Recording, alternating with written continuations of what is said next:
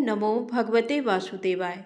आप सभी का हमारे YouTube चैनल पर हार्दिक स्वागत है। फाल्गुन शुक्ल पक्ष आमल की एकादशी व्रत विधि एवं पौराणिक व्रत कथा। मानधाता बोले कि हे वशिष्ठ जी, यदि आप मुझ पर कृपा करें तो किसी ऐसे व्रत की कथा कहिए जिससे मेरा कल्याण हो। महर्षि वशिष्ठ बोले कि हे राजन, सब व्रतों से उत्तम और अंत में मोक्ष देने वाले आमल की एकादशी के व्रत का मैं वर्णन करता हूँ।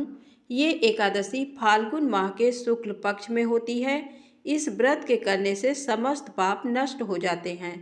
इस व्रत का फल 1000 गौदान के फल के बराबर होता है। अब मैं आपसे एक पौराणिक कथा कहता हूँ, आप ध्यान पूर्वक सुनिए। एक वैदिश नाम का नगर था जिसमें ब्राह्मण, क्षत्रिय, वैश्य और शूद्र चारों वर्ग आनंद सहित रहते थे।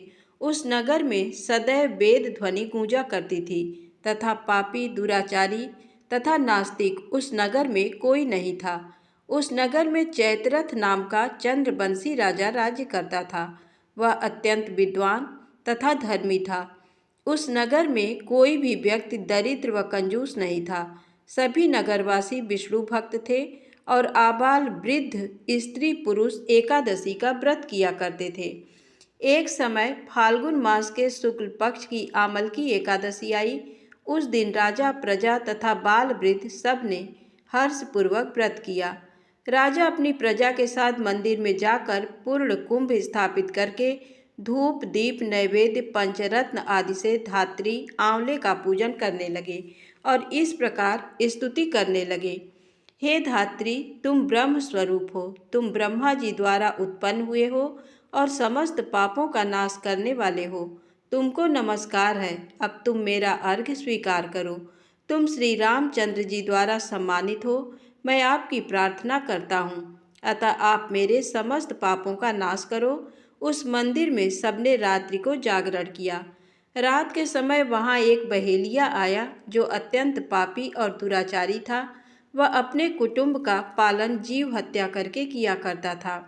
भूख और प्यास से अत्यंत व्याकुल वह बहेलिया इस जागरण को देखने के लिए मंदिर के एक कोने में बैठ गया और विष्णु भगवान तथा एकादशी महात्म की कथा सुनने लगा।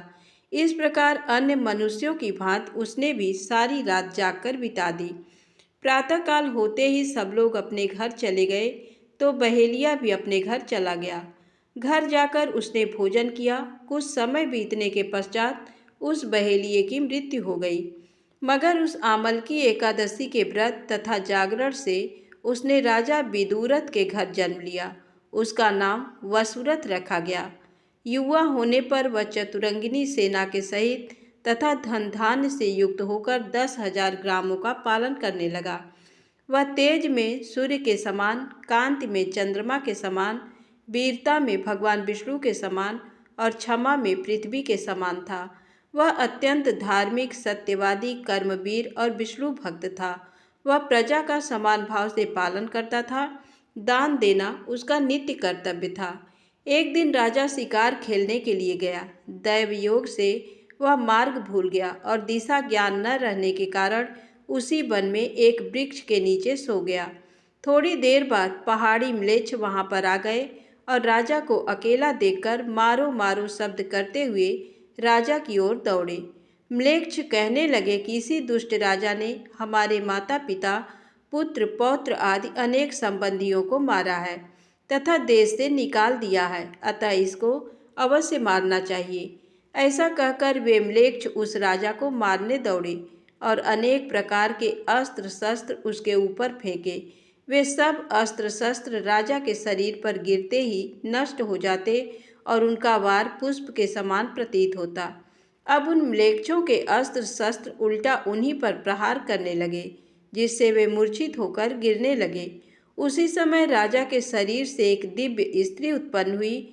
वह स्त्री अत्यंत सुंदर होते हुए भी उसकी भ्रुकुटी टेढ़ी थी। उसकी आंखों से लाल लाल अग्नि निकल रही थी, जिससे वह दूसरे काल के समान प्रतीत होती थी। वह स्त्री म्लेच्छों को मारने दौड़ी और थोड़ी ही देर में उसने सब म्लेच्छों को काल के गाल में पहुंचा दिया। जब राजा सोकर उठा तो उसने म्लेच्छों को मरा हुआ देखकर कहा कि इन शत्रुओं को किसने मारा है? इस वन में मेरा कौन हितैषी रहता है? वह ऐसा विचार कर ही रहा था कि आकाशवाणी हुई, हे राजा, इस संसार में विष्णु भगवान के अतिरिक्त कौन तेरी सहायता कर सकता है? इस आकाशवाणी को सुनकर राजा अपने राज्य में आ गया और सुखपूर्वक राज्य करने लगा। महर्षि वशिष्ठ बोले कि हे राजन, ये आमलकी एकादशी के व्रत का प्रभाव था। जो मनुष्य इस आमलकी एकादशी का व्रत करते हैं वे प्रत्येक कार्य में सफल होते हैं और अंत में विष्णु लोक को जाते हैं। धन्यवाद।